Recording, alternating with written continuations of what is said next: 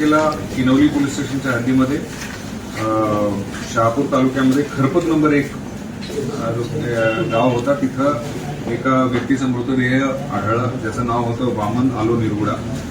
52 वर्षाचा होता आणि त्याच्याबद्दल तक्रार जी आहे त्याच्या पत्नीने दिली.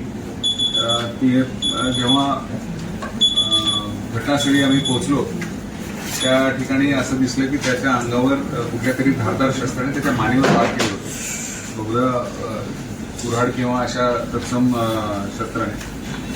तिने अशी हकीकत सांगितली की तिचा पती जो आहे तो रात्री शेतामध्ये कामासाठी निघून गेला. रात्री उशिरापर्यंत काम करून यायचा परंतु पहाटेपर्यंत जेव्हा आला नाही तेव्हा ती त्याला शोधायला गेल्यावर त्याला दिसलं की नदीकाठी तिचा पती जो आहे तो मृतावस्थेत होता आणि त्याच्या अंगावर कोणत्या तरी शस्त्राने वार केल्याचे घाव दिसत होते.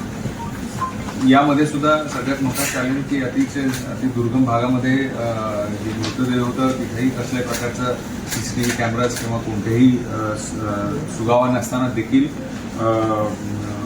किनवली पोलीस स्टेशन त्याचबरोबर एलसीबीचं स्टाफनी तांत्रिक विश्लेषणाच्या आधारे एक संशयित इसम जो होता ज्याचं नाव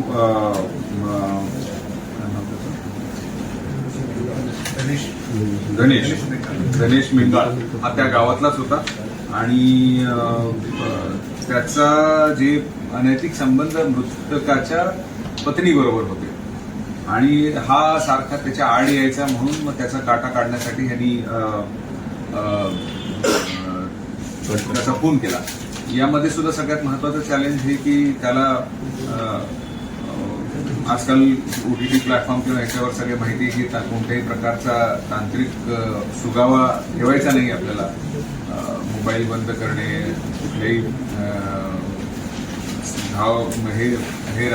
विटनेसेस नाही राहायला पाहिजे. पण तरी सुद्धा या दोघांचे अनैतिक संबंध होते याबाबत आम्हाला माहिती तांत्रिक विश्लेषणाच्या आधारे व त्याचबरोबर आमच्या सोर्सेसकडून किंवा जे गोपनीय सूत्र ह्याच्यावरून मिळाली. आणि मग जेव्हा त्याला सिस्टमॅटिकली इंट्रॉगेट केलं तेव्हा त्यांनी मान्य केलं की हो मी फोन केलेला आहे.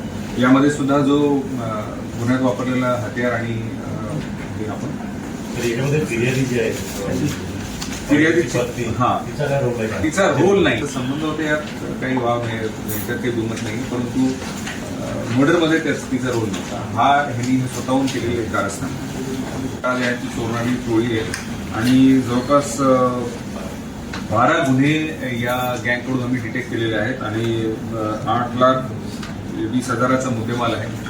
या भागामध्ये ट्रान्सफॉर्मर चोरीचे खूप मोठे तक्रारी येत होत्या. बेसिकली अतिशय इझी टार्गेट आहे.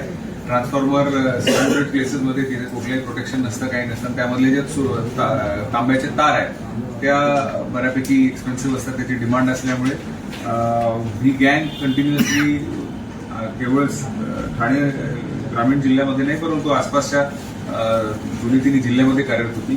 आणि एलसीबीच्या टीमनी त्याचबरोबर मुरबाड यांच्या SDPO मुरबाड आणि पोलीस स्टेशनच्या टीमनी अतिशय चांगलं काम केलं. ती एक गँग डिटेक्ट केलेली आहे. त्याचा हा प्रेस नोट आपल्याला